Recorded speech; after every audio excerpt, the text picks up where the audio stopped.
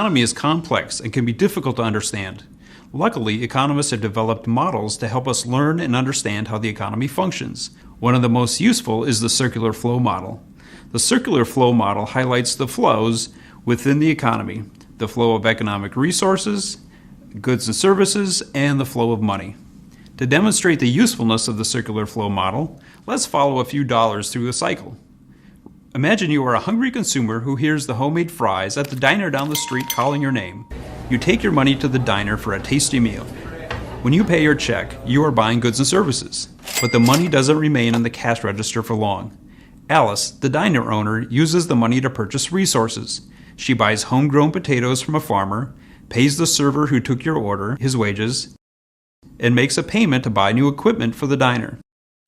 All of these are costs of production. After she has paid her costs of production, the remaining revenue is her profit, the income she earns as an entrepreneur owning and operating her diner. Let's say your money goes to the farmer, and that for him it is income. That money won't remain in his wallet forever, though. Before you know it, he will spend it, and the cycle will begin again. The circular flow model shows the interaction between two groups of economic decision makers, households and businesses, and two types of economic markets, the market for resources and the market for goods and services. While the real economy is much more complex, the simple circular flow model is useful for understanding some key economic relationships. Let's start with the two groups of economic decision makers. On one side of the model is households. Households consist of one or more persons who live in the same housing unit, such as a family. Households own all the economic resources in the economy. The economic resources are land, labor, capital, and entrepreneurial ability. Land resources are natural resources. For example, these could be actual land owned by a farmer or other natural resources such as oil, water, and trees. Labor is just what it sounds like, work for which you are paid. Capital resources are goods used to produce other goods and services. For example, think of a hammer used by a carpenter or a computer used at a business. Finally, entrepreneurial ability is the human resource that combines other resources to produce new goods and services and bring them to market. So an entrepreneur might combine land, labor, and capital in new ways, taking risks along the way to bring a good or service to market. On the other side, we have businesses. A business is a privately owned organization that produces goods and services and then sells them.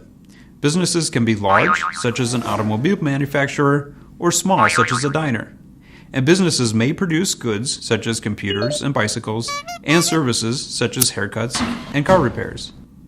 But households and businesses are not isolated. They interact in markets. At the top of the model, we have the market for resources. The market for resources is where households sell and businesses buy economic resources, land, labor, capital, and entrepreneurial ability. Notice that it is households who own all the economic resources. You might think of capital, say a delivery truck, as being owned by a business. But who owns the business? You guessed it, households. Whether a small diner owned by an individual, a partnership owned by several individuals, or a corporation owned by stockholders, all of these businesses are owned by people who are also members of a household. Let's look at some transactions in the market for resources by a business. A diner. It uses a mix of economic resources, such as land, potatoes for fries, labor, cooks and waitstaff, and capital resources, kitchen equipment and cash register, to produce goods and services. In this case, cheeseburgers, fries, and milkshakes. The business buys these economic resources from households. For example, let's say you work at the diner. You are selling and the diner is buying your labor resources. Those homemade fries come from potatoes, a natural resource bought from a local farm, which is owned by a household. The new milkshake machine and French fry cutter, capital resources, were bought from a business 3 states over, and the stockholders of that business are members of households. Finally, the diner itself is owned by Alice, who is a member of a household and an entrepreneur who has turned her skill of making the best homemade fries in town into a successful business. In exchange for their resources, households earn income. Each resource has its own income category. Households receive wages for their labor, rent for use of their land, interest for use of their capital, and profit for their entrepreneurial ability. For working at the diner, your income would be paid in the form of a paycheck at the end of the month. So, in the market for resources, households sell resources and businesses buy resources. The resources flow one way, and money flows the other. At this point in the cycle, households sell resources to businesses. So, households are holding income, and businesses are holding resources. But what do households do with the income? What do businesses do with the resources? To answer these questions, let's focus on the bottom of the model, the market for goods and services, where the goods and services produced by businesses are bought. Let's start with businesses. Businesses use the economic resources they buy in the market for resources to produce goods, such as computers and bicycles, and services, such as haircuts and car repairs. Businesses sell these goods and services to households in the market for goods and services. For example, the diner produces cheeseburgers, fries, and milkshakes. Households use part of their incomes to buy goods and services. The payment businesses receive is called revenue. For example, at the diner, revenue comes from customers paying for their food. In short, the market for goods and services is simply where the goods and services produced by businesses are bought.